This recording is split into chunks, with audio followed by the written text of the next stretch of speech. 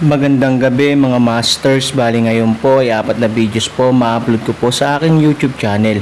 Tama nga mga masters, 4 na videos nga po ang ma-upload ko po. Yon, what's up mga masters, nandito na naman tayo sa panibagong araw, panibagong kabanata na naman ang pagsasama-samahan natin ngayon guys.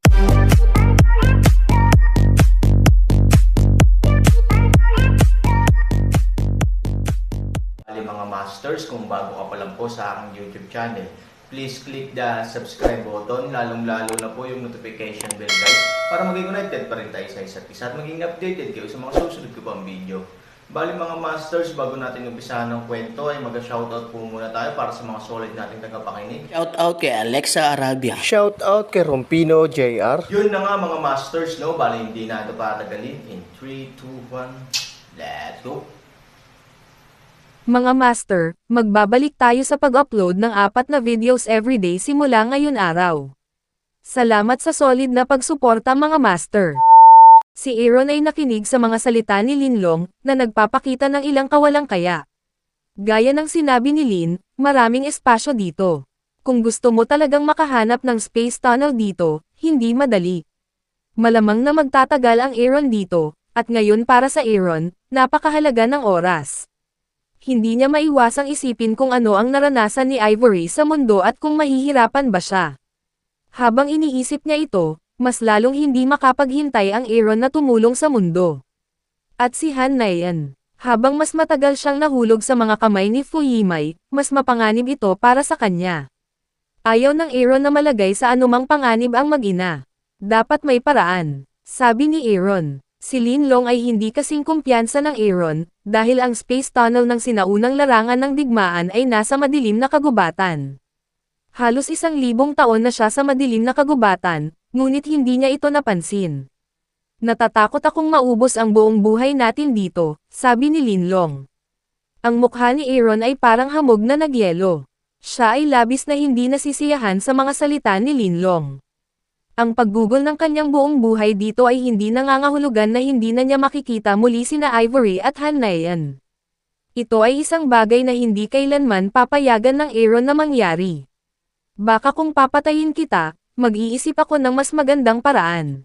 Malamig na sabi ni Aaron.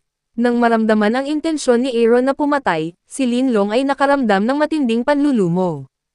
Ito rin ay produkto ng mundo ng lahat ng direksyon.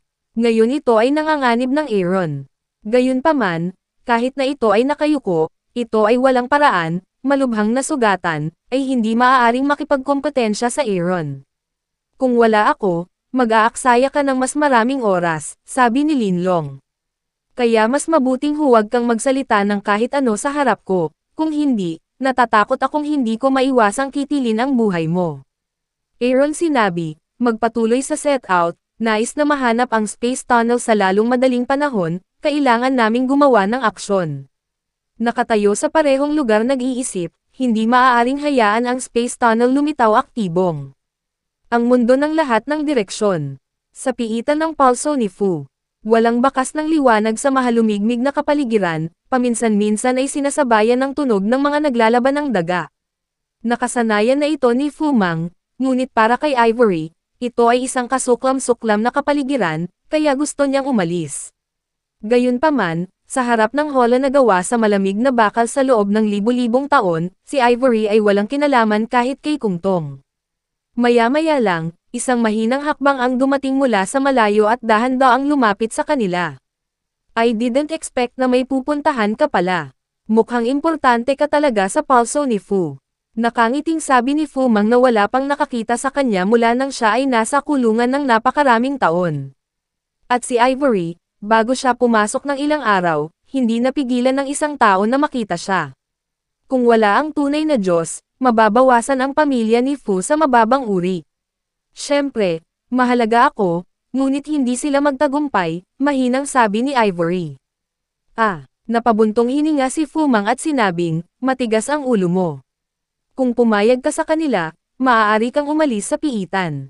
Bakit kailangan mong manatili sa akin, isang matanda, sa madilim na kaaway na ito? Sa oras na ito, ang mga yabag ay napakalapit, ngunit ang visibility sa bilangguan ay napakababa, kaya't hindi nila makita kung sino ang darating. Biglang bumukas ang nakakasilaw na liwanag. Sabay na isinara ni na Ivory at Fumang ang kanilang mga salamin. Dahil sanay na sila sa dilim, hindi nila matanggap ang liwanag saglit. Nakikibagay pa rin si Ivory sa pinagmumulan ng liwanag. Nang handa na siyang idilat ang kanyang mga mata, bigla niyang narinig ang dagandong ni Fumang at patuloy na inalog ang hola. Sobrang irritable ang mood niya. Fu Tian, maglakas loob kang magpakita sa harapan ko. Naghisteryosong umungol si Fumang. Bagamat tinanggap na ni Fumang ang kanyang kapalaran, hindi ibig sabihin na mapipigil niya ang kanyang init ng ulo kapag nakita niya ng kanyang mga mata si Fu Tian. Kung tutuusin, kaya niyang maging ngayon dahil sa regalo ni Fu Tian. Hindi napigilan ni Fu Tian na alisin ang posisyon ng pinuno ng kanyang angkan. Higit pa rito, nakulong siya sa madilim na kulungan na naging dahilan upang mawalan siya ng kalayaan. Sa harap ng galit na si Fumang, si Fu Tian ay tila napakalmado, at kahit isang mahinang ngiti ay sumilay sa gilid ng kanyang bibig. Fumang, hindi ka pa ba nakaka-recover sa maling akala mo? Pagkatapos mong makulong ng matagal, hindi mo ba naisip na ikaw ang patriarch? Kailan ka madyay gising? Sabi ni Fu Tian. Wishful thinking. Si Fumang ay nagngangalit ang kanyang mga ngipin, at ang kanyang mga mata ay puno ng galit. Sinabi niya kay Fu Tian, dapat sa akin ang posisyon ng pinuno ng clan. Kung hindi mo sinasadyang alisin ito, paano ako magiging ganito ngayon? Walang magawang umiling si Fu Tian at sinabing, alam kong gusto mong maging patriarch, ngunit ang pangalan ko ay makikita sa walang salita na libro. Hindi ito kontrolado ng kapangyarihan ng tao. Bawat patriarch ng pamilya ni Fu ay inspirasyon ng walang salita na libro. Dun hindi mo alam yun. Of course I know. Nakita ko mismo ang pangalan ko sa wordless book. Galit na sabi ni Fumang. Napabuntong hininga si Fumang at sinabing, hindi mo matatanggap ang ganoong suntok. Naiintindihan ko ang iyong kalooban, ngunit ito ay isang katotohanang hindi mababago. Ano ang magagawa mo kung hindi mo ito tatanggapin? Sa pagtingin sa pagtatalo sa pagitan nila, si Ivory ay nalitaw saglit, at hindi alam kung sino ang paniniwalaan.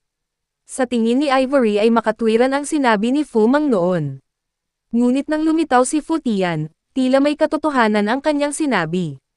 Mayroong dalawang bagay na hindi maipaliwanag, iyon ay, kung paano binili ni Fu Tian ang Fu Curtain ng Lulanteng Pavilion, at kung paano nakita ni Fumang ang walang salita na makalangit na script. Dapat mong malaman na ang bawat kahalili ng Lulan Pavilion ay inihalal ng huli. Maliban sa bantay ng Lulan Pavilion, walang sino man sa pamilyang Fu ang kwalipikadong pumasok sa Lulan Pavilion, maging ang patriarch. Hindi niya sasabihin sa iyo na ninakawan ko siya ng posisyon ng patriarch, hindi ba? Naglakad si Fu Tian papunta sa hola ni Ivory at tinanong si Ivory na may kaunting ngiti. Natahimik si Ivory. Biglang lumitaw si Fu Tian na medyo nagulat at sinabing, hindi ka ba naniniwala? Bago dumating si Fu Tian, talagang naniwala si Ivory, at naniwala pa siya na kinuha ni Fu Tian ang pinuno ng angkan ni Fumang. Ngunit ngayon, medyo hindi sigurado ang posisyon ni Ivory, dahil hindi siya sigurado kung sino ang nagsasabi ng totoo. Ha ha ha ha ha. Biglang tumawa si Fu Tian at nagpatuloy sa pagsasabi kay Ivory, kung ganito ang kaso, paano kita ikukulong ng magkasama at ipaalam sa iyo ang totoo? Sa totoo lang, lahat ng ito ay imahinasyon lamang ni Fumang. Gusto niya talagang maging patriarch, kaya hindi niya matanggap ang katotohanan. Buong araw siyang nagsasalita ng baliw. Kaya kinulong ko siya sa langit. Kung hindi dahil sa aming magkakapatid, matagal ko na siyang pinatay. Sabi ni Fu Tian, utot ka. Nang marinig ito ni Fumang, nagalit siya at sinabing, hindi mo ako manggahas na patayin dahil kailangan kong mamatay sa sementeryo ng patriarka. Ngunit sa ganitong paraan, malalantad ang iyong pagkakakilanlan, kaya hahayaan mo akong mabuhay. Napabuntong hininga si Fu Tian at sinabing, hindi pa rin naibsan ang maling akala mo. Mukhang hindi pa rin kita kayang palabesan. Fu Tian, huwag kang magkunwari. Malalaman din ang bagay na ito sa lalong madaling panahon. Hindi mo akalain kung paano ito magtatapos. Kung ang patriarch ng pamilyang Fu ay hindi namatay sa sementeryo ng patriarka, hindi may nakakaalam kung ano ang mangyayari, sabi ni Fumang. Ayaw pansinin ni Fu Tian si Fumang. Sinabi niya kay Ivory, naiisip mo ba ito? Kailangang iligtas ang pulso ni Fu, ngunit gusto mo bang panoorin ang pagbaba ng pulso ni Fu? Hindi alam ni Ivory kung alin ang totoo o mali, ngunit isang bagay, ang puso ni Ivory ay matagal ng determinado, at hinding-hindi magkakaroon ng anumang pagbabago, ibig sabihin, hindi niya kayang ipagkanulo ang Aaron. Kaya ko huwag mong sagutin ang kahilingan mo. Matigas na sabi ni Ivory. Huminga ng malalim si Fu Tian at halatang pinipigilan ang kanyang galit. Hindi na makapaghintay pa ang pulso ni Fu. Kung hindi, paano siya napunta sa ganoong lugar? I have found a way to deal with Aaron. Ganon ba kahirap na ikay magkasundo na makita siyang mamatay? Sabi ni Fu Tian. Biglang ikinuyom ni Ivory ang kanyang kamao. Hindi ba maaaring kumuha si Fu Tian ng iba pang malinis na paraan bukod sa pagkuha ng Aaron bilang banta? Hindi mo ako kailangang takutin, Xuan Yuan World. Hindi ka pwedeng makialam ng basta-basta. Sabi ni Ivory na nagngangalit ang mga ngipin. Napakahirap para sa iyo na kalimutan na minsan na niyang binuksan ang pintuan ng langit. Sa kanyang kasalukuyang lakas, isang pagkakataon lang ang kailangan niya para umangat sa mundo ng lahat ng direksyon, at matutulungan ko siyang lumikha ng ganoong pagkakataon. Sabi ni Fu Tian. Namutla kaagad ang mukha ni Ivory. Ang Aaron ay ligtas sa mundo ng Xuan Yuan, ngunit sa sandaling dumating siya sa mundo, ang kanyang buhay ay hahawakan ni Fu Tian. At sa pag-unawa ni Ivory sa Aaron, kung talagang makakarating siya sa mundo, hinding-hindi niya palalampasan ang pagkakataong makilala natatakot. Mabuting malaman na natatakot ako. Hanggat pumayag ka sa aking kahilingan, hindi ko siya mapapatay, o kahit natulungan siyang maging mas malakas. Sabi ni Fu Tian. Naikuyom ni Ivory ang kanyang mga kamay at hindi napigil ang lumaban. Halos umabot na sa limitasyon ang kanyang galit. May isa pang bagay na sa tingin ko ay dapat mong malaman. Sabi ni Fu Tian. Alam ni Ivory na hindi ito magandang bagay, kaya hindi siya nagtanong. Ngunit kung hindi siya magtatanong, hindi ibig sabihin na hindi sasabihin ni Fu Tian. Kamakailan, isang miyembro ng folk clan ang sumando ng isang babae. Tinawag niya ang kanyang sarili na Hanayan at nanggaling sa asol na mundo. Hindi ko alam kung may kinalaman siya sa Aaron. Sabi ni Fu Tian. Galit na galit si Ivory, namumula ang mga mata sa araw ng tulong. Si Han Nayan Ming ay nahuli niya sa lahat ng direksyon. Paano siya nasando ng isang angkan? Fu Tian, kung maglakas loob kang saktan ang kalahating buhok niya, ako ang makakalaban mo. Galit na sabi ni Ivory. Sa isang mahinang ngiti sa kanyang mukha, sinabi ni Fu Tian, siya ay napakamasunurin at maganda.